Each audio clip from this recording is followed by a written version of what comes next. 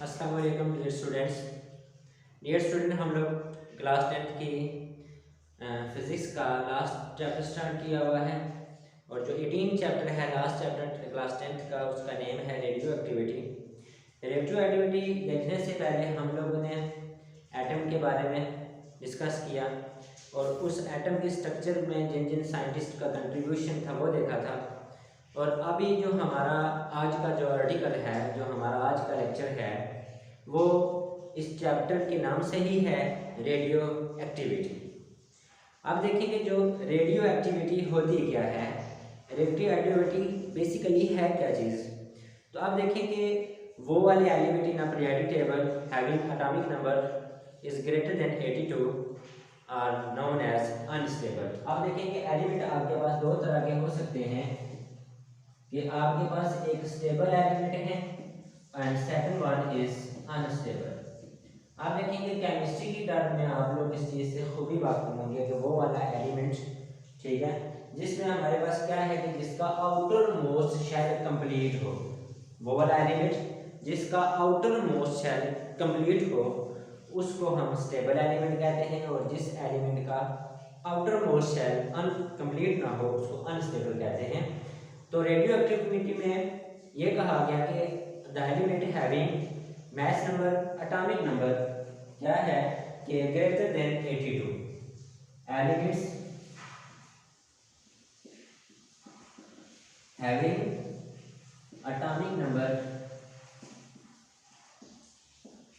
Greater than 82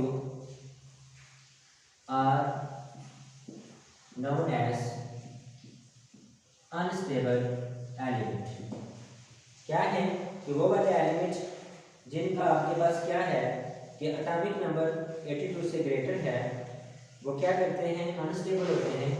और जो unstable element हैं वो अपने अंदर से इनविजिबल रेडिएशन के जो शुआएं या जो रेडिएशन अपने अंदर से वो क्या करते हैं, एमिट करते हैं, जिनको हम नहीं देख सकते।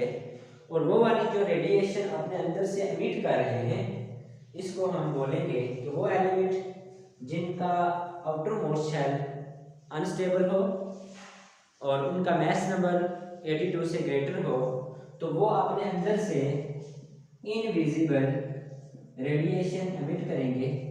और जो इनविजिबल रेडिएशन एमिट करते हैं इनको हम बोलेंगे कि वो एलिमेंट हमारे पास रेडियो एक्टिव एलिमेंट कहलाते हैं, कि वो वाले एलिमेंट अपने अंदर से रेडिएशन निकाल सकते हैं। तो आप देखिए कि रेडियो एक्टिव का मतलब क्या हुआ कि वो एलिमेंट जो अपने अंदर से इनविजिबल रेडिएशन बगैर किसी उनके ऊपर प्रोसेस किए हुए खुद ब खुद वो अपने अंदर से रेडिएशन एमिट करें, then those element are known as radioactive element. आप देखेंगे जो रेडियो एक्टिव एलिमेंट है तो ये हमारे पास क्या है कि जो एलिमेंट हैं ये कंटिन्यूस एमिटिंग रेडिएशन गुजरते रहते हैं। और जब इस एलिमेंट किसी एलिमेंट के अंदर से कंटिन्यूसली स्पॉन्टेनियसली उनके अंदर से एलिमेंट जो रेडिएशन है वो एमिट होती रहती हैं तो उस प्रोसेस को हम रेडियो एक्टिविटी कहते हैं। अब देखिए जो रेडियो एक्टिविटी है इसकी मिसाल के तौर पर हमारे पास तीन तरह के एलिमेंट हैं। लेट अस तीन हम एग्जांपल फर्क ले लेते हैं कि आपके पास यूरेनियम जिसका हमारे पास एटॉमिक नंबर और एटॉमिक मास हम इसको यू से जाहिर करते हैं, और इसका जो एटॉमिक नंबर है वो 92 है और उसका जो मास नंबर है वो 238 है। ये एक एग्जांपल है एलिमेंट रेडियो एक्टिव एलिमेंट की। फिर अगर हम रेडॉन को बोलें तो ये भी हमारे पास क्या है, रेडियो एक्टिव एलिमेंट है। तो इसका जो एटॉमिक नंबर है वो 86 है और इसका जो मास नंबर है ये हमारे पास क्या है कि वो 222 है। तो अब देखिए कि इनका एटॉमिक नंबर 82 से ग्रेटर, इसका भी एटॉमिक नंबर 82 से greater, then they are the examples of element of radioactivity are the example of radioactive element. कि वो एलिमेंट हो सकते हैं जिनके अंदर से रेडिएशन निकलती रहती है। अब देखें कि जो रेडियो एक्टिव एक्टिविटी जिसने डिस्कवर की थी, ये रेडियो एक्टिविटी 1836 में क्या था कि 1896 में फ्रेंच फिजिकिस्ट था हेनरी बैक्यूरेल।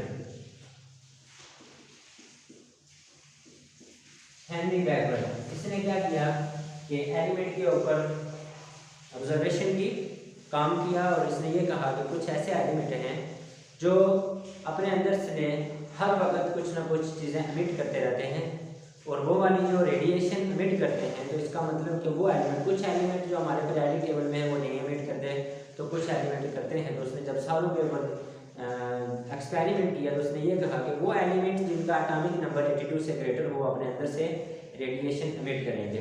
अब देखिए कि ये नेचुरली उसने जब ये ऑब्जर्व किया कि उसने एक यूरेनियम साल्ट को, कि जब वो ऑब्जर्व कर रहा था तो यूरेनियम साल्ट को किसी काम से अपने घर लाया होगा किसी मकसद के लिए, और उसको एक फ़ोटो जो हमारे पास लाइट की जिसके ऊपर कोई असर ना पड़े, फोटोग्राफिक फिल्म थी जिसके ऊपर लाइट का कोई असर नहीं पड़ सकता, उसमें लपेट के उसने कब्र में रख दी। तो अब देखेंगे कुछ अरसे के बाद उसने ये देखा कि जो फोटोग्राफिक प्लेट में फिल्म में उसने यूरेनियम साल्ट को लपेट के रखा हुआ था, तो उसके ऊपर कुछ ना कुछ निशानात बने हुए थे, वो डार्क हुई हुई थी। तो उस फोटोग्राफी फिल्म को उस इनविजिबल रेडिएशन ने डार्क किया हुआ था, और ये वाला जो फिनोमेना था ऑटोमेटिक या खुद ब खुद कोई भी एलिमेंट अपने अंदर से रेडिएशन एमिट कर रहा है, तो इसको नेचुरल रेडियो एक्टिविटी का नाम दिया गया है, नेचुरल रेडियो एक्टिविटी। और लेटर ऑन इसके ऊपर दो और साइंटिस्ट जो थे वो Marie Curie and Pierre Curie. आप देखिए जो मैरी क्यूरी एंड उसका जो हस्बैंड था Pierre Curie, Marie Curie and her husband Pierre Curie, इन दोनों ने क्या किया कि मजीद दो एलिमेंट जो रेडियो एक्टिव एलिमेंट थे उन्होंने डिस्कवर किए। एक का नेम था कि पोलोनियम एंड रेडियम। ये Marie Curie and Pierre Curie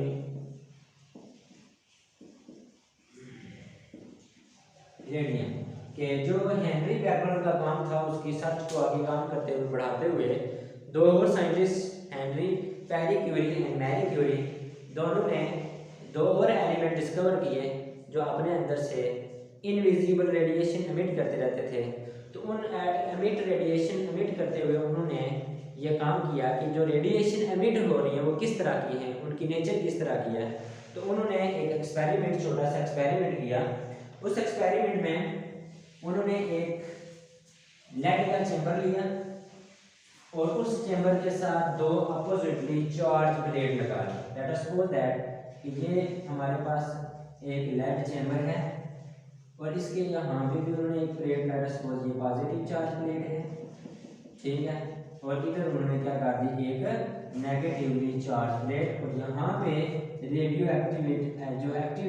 active element था वो यहाँ पे पुट कर दिया। अब देखें कि जो रेडियो एक्टिव एलिमेंट है उसने अपने अंदर से रेडिएशन एमिट करनी है। अब वो रेडिएशन किस तरह की हो सकती हैं, वो पार्टिकल का नाम उन्होंने क्या दिया। तो उन्होंने देखा कुछ अर्से के बाद कि जो रेडियो एक्टिव एलिमेंट था उसमें से कुछ रेज यहाँ से निकली और पॉजिटिव चार्ज की तरफ बेंड होगी, और कुछ रेज यहाँ से निकली और नेगेटिव चार्ज की तरफ क्या होगी, बेंड होगी, और कुछ रेज यहाँ से निकली और स्ट्रेट फॉरवर्ड यहाँ पे चलेगी, ना ही वो पॉजिटिव प्लेट की तरफ झुकी और ना ही वो नेगेटिव प्लेट की तरफ चार्ज झुकी। तो उन्होंने इस बात को ऑब्जर्व किया कि वो वाली जो रेस जो उस रेडियो एक्टिव एलिमेंट से एमिट हो रही है और वो बेंड हो गई है टुवर्ड्स पॉजिटिव चार्ज की या पॉजिटिव प्लेट की तरफ, then it must be has a negative charge. अब देखिए कि यहाँ पे नेगेटिव चार्ज की अगर प्लेट है तो यहाँ पे ये पॉजिटिव नेगेटिव रेज आएगी, तो positive and negative charge opposite charge attract each other. तो जाहिर है कि जब ये वाली रेज नेगेटिव चार्ज रखती होगी तो ये उस पॉजिटिव चार्ज की तरफ अट्रैक्ट होगी, और ये अगर नेगेटिव प्लेट की तरफ कोई रेज अट्रैक्ट हुई है तो it must having a positive charge, और जो पॉजिटिव चार्ज थी उनको उन्होंने लिया अल्फा रेस। क्या उन्होंने नेम दिया अल्फाज। और जो प्लेट जो जिसके ऊपर नेगेटिव चार्ज था और वो बेंड होगी टुवर्ड्स पॉजिटिव चार्ज, उसको उन्होंने कहा ये रेस बीटा रेस हो सकती है। एंड थर्ड वन जिसके ऊपर ना ही पॉजिटिव चार्ज ने कुछ असर किया प्लेट ने और ना ही नेगेटिव प्लेट ने असर किया, उसको उन्होंने बोल दिया गामा रेस। ये तीन तरह की रेस भी उसी टाइम रेडियो एक्टिव एलिमेंट के में ही क्या हुई कि डिस्कवर हुई। तो ये वाला हमारे पास radioactive element radioactivity के बारे में था। रेडियो एक्टिविटी सबसे पहले हेनरी ब्यूकल ने डिस्कवर की, फिर उसके बाद मैरी पैरी क्यूरी ने भी एक और रेडियो एक्टिव एलिमेंट भी डिस्कवर किए, और फिर उसके ऊपर जो रेस जो अपने अंदर से एमिट कर रहा था वो उन्होंने काम करके लेड चैम्बर लेके उसमें रेडियो एक्टिव एलिमेंट रख के अपने अंदर से जब वो रेडिएशन एमिट कर रहा था, तो जो रेस पॉजिटिव प्लेट की तरफ बेंड हो रही थी उनको उन्होंने बीटा रेस का कह दिया, नेम दे दिया। जो रेस पॉजिटिव नेगेटिव प्लेट की तरफ हुई उनको अल्फा का, और जिसके ऊपर कोई प्लेट का असर नहीं हुआ तो उसको गामा रेस का नेम दिया गया।